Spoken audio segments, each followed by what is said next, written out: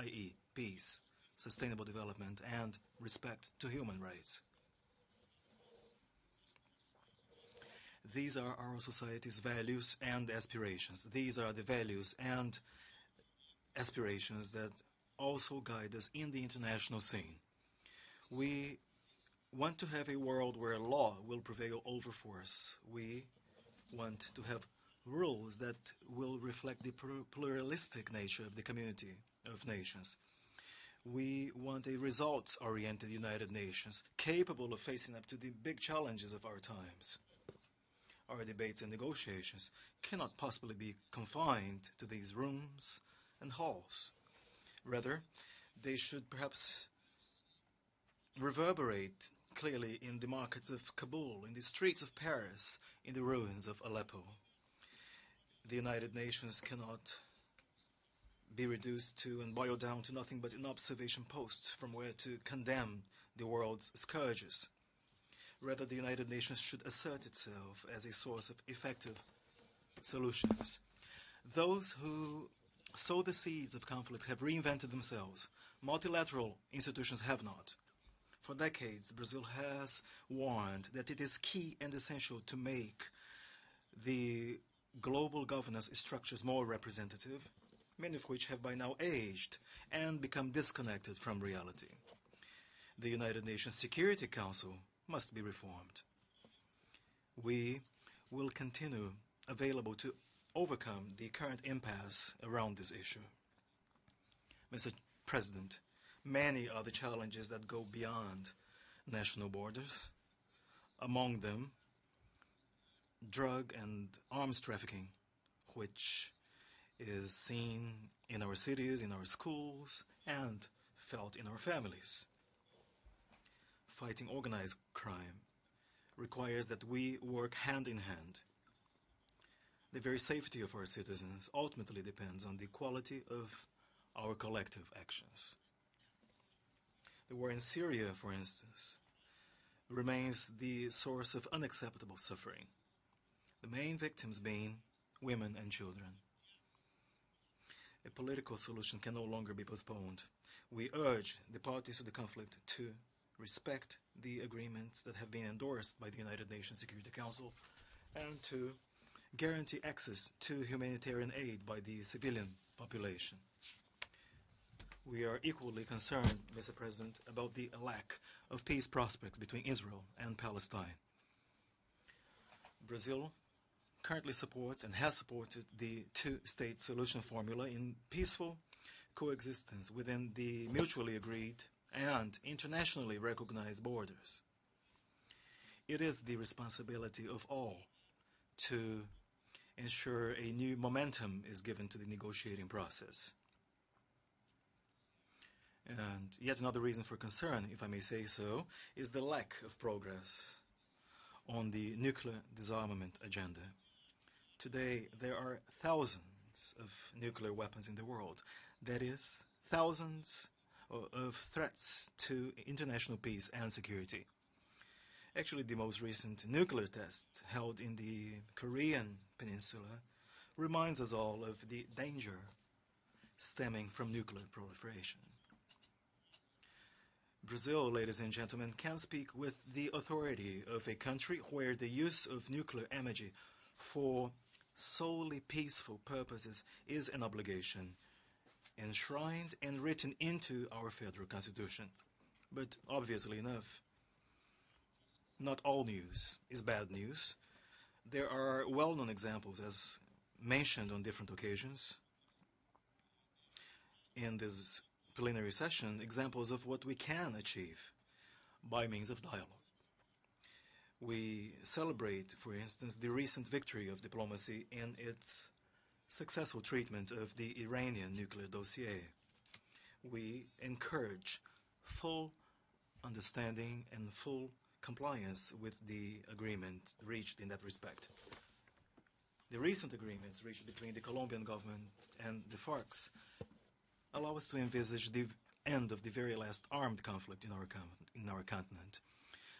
For that reason, I'd like to once again congratulate President Juan Manuel Santos and all Colombians. Brazil remains very much willing to contribute to peace in Colombia. resumption of diplomatic relations between Cuba and the United States of America is a clear-cut token that there is no such a thing as endless animosity or unsurmountable impasse. We actually hope that the closer ties between Cuba and the United States will bring about new breakthroughs for the whole region, to include the economic and trade agenda. We wish and we hope that the resumption of bilateral relations between Cuba and the U.S. will be followed by the end of the economic embargo against Cuba. This year, ladies and gentlemen, Brazil and Argentina have celebrated the 25th anniversary of our nuclear materials accounting and control agency.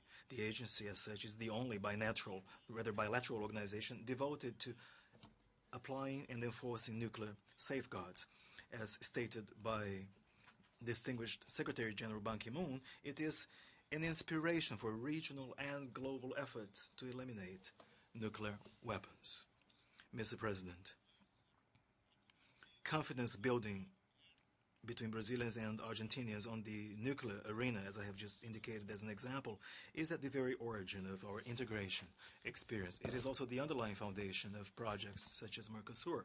Latin American integration is, for us, not only a government policy, but a constitutionally established principle and a permanent top foreign policy priority. As we all know, in our region of the world, governments of different political tendencies coexist, and that is just natural and healthy. The key point here is that there be mutual respect and that we be able to converge around basic objectives such as economic growth, human rights, social progress, the safety and freedom of our citizens. These are the objectives that very much guide and inform the presence of the United Nations in Haiti. Since 2004, Brazil has led the military component of the MINUSTA mission and has sent out to that Caribbean country more than 33,000 members of the military.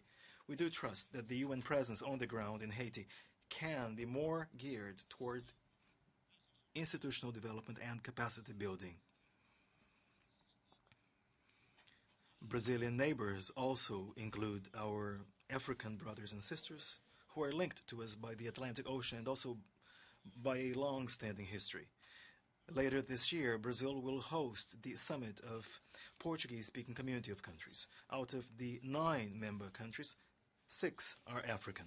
Brazil therefore looks towards Africa with a sense of friendship and respect, with the clear-cut determination to undertake projects that will bring us even closer together. Mr. President, development is more than an objective, it is an imperative. A developed society is one where all are entitled to high-quality public services such as education, healthcare, transportation, safety. A society where equal opportunities are guaranteed. A society where access to decent work opportunities is not a privilege for few or a few only. In sum, development is tantamount to dignity, and the dignity of human beings is one of the foundations of the Brazilian state, as provided for in Article 1 of our federal constitution. Mr. President, the 2030 Development Agenda is the UN greatest endeavor to foster development. The task of materializing it will require more than the sum of national efforts. Support to developing countries will prove decisive to help materialize the SDGs, the Sustainable Development Goals. Prosperity and well-being today should not impair the future of humankind. More than just possible, it is necessary to grow in a socially balanced and environmentally friendly manner. After all, we live in one and the same planet. There is no B, or there is no plan B. We should therefore take ambitious measures very much under the principle of common but differentiated responsibilities. In that regard, tomorrow I will formally deposit Brazil's ratification instrument for the Paris Agreement on Climate Change. Brazil, as the world's most diverse country, a country that displays one of the world's energy mixes, is an environmental powerhouse, one that has an uncompromising commitment to the environment. Development also depends on trade. In times of economic crisis, the protectionist reflex is often on the rise. It must be curbed because protectionism is a perverse barrier to development. It takes away job posts and opportunities and makes men, women, and families around the world and Brazil to fall victim of unemployment and hopelessness. The multilateral trade system is part of the fight against this evil. Of particular importance to development is the end of agricultural protectionism. We can no longer keep backtracking on implementation of the WTO commitments in the agricultural chapter. It is urgent to prevent that sanitary and phytosanitary measures keep on being used for protectionist purposes. It is urgent to discipline subsidies and other domestic support policies that may prove distortive to the agricultural sector. With our modern, diversified and competitive agriculture, Brazil contributes to food safety, to food security, that is. We produce foodstuffs to the world and we help feed the world. Mr. President, the full enjoyment of human rights unfortunately remains an unaccomplished aspiration in today's world. Every human being has the right to live freely according to one's beliefs and conditions. This fundamental freedom, however, is disrespected every day in the form of persecutions, politically motivated detentions, and other forms of arbitrary behavior that are recurrent in many geographies. Our eyes should also be turned to the minorities and other more vulnerable segments in our society. And that is what we have done in Brazil through income transfer schemes and housing as well as education programs, including financial aid available to students coming from poor families and background, as well as by advocating gender equality as expressly envisaged in our Constitution. It is incumbent upon us to ensure that everyone's rights are guaranteed. Refugees and migrants, Mr. President, are more often than not victims of violations of human rights. They are victims of poverty, war, political repression. The high-level meeting of yesterday cast light on some of these matters of substance. Brazil is the work of immigrants, men and women from all continents. We repudiate all forms of racism, xenophobia, and other forms of intolerance. We provide shelter to refugees and migrants, as I had the chance to emphasize in yesterday's meeting. In a world that is still very much marked by hatred and sectarism, the Rio Olympic and Paralympic Games have shown that it is possible to ensure nations can get together in an atmosphere of peace and harmony. For the very first time, actually, a delegation of refugees was able to compete in the Games. Through sports, we can therefore succeed in promoting peace, fighting exclusion, and tackling prejudice.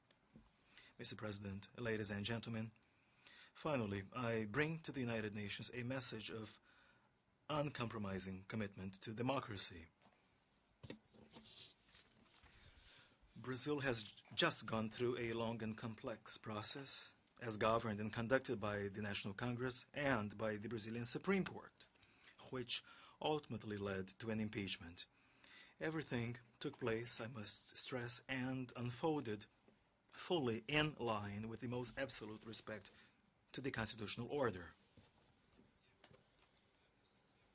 The fact that we gave the world that example is a clear-cut token of the fact that there can be no democracy without the rule of law, its standards being applicable to all, even the most powerful.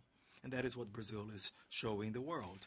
And it does so during a process of cleansing of her political system. We have an independent judiciary, an active public prosecutor's office, as well as bodies of the executive and legislative branches of power that fulfill their duties.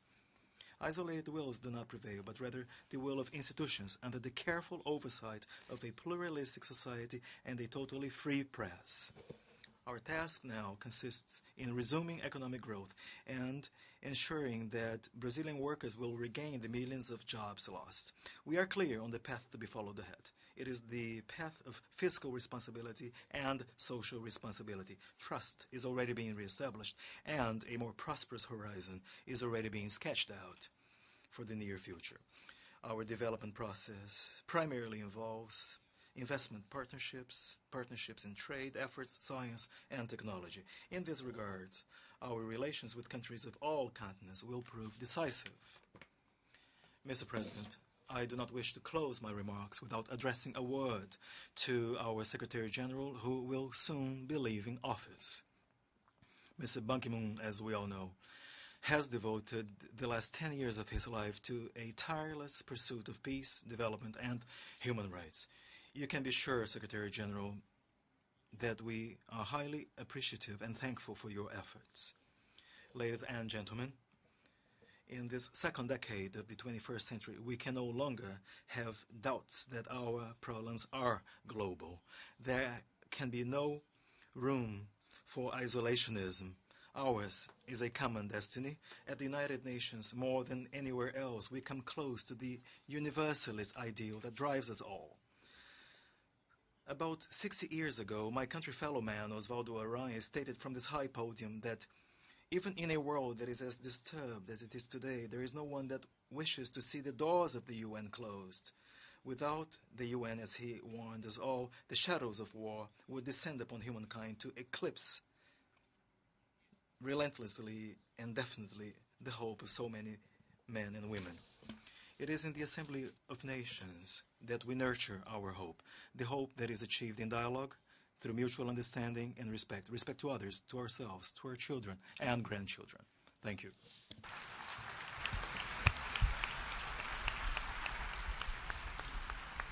On behalf of the General Assembly, I wish to thank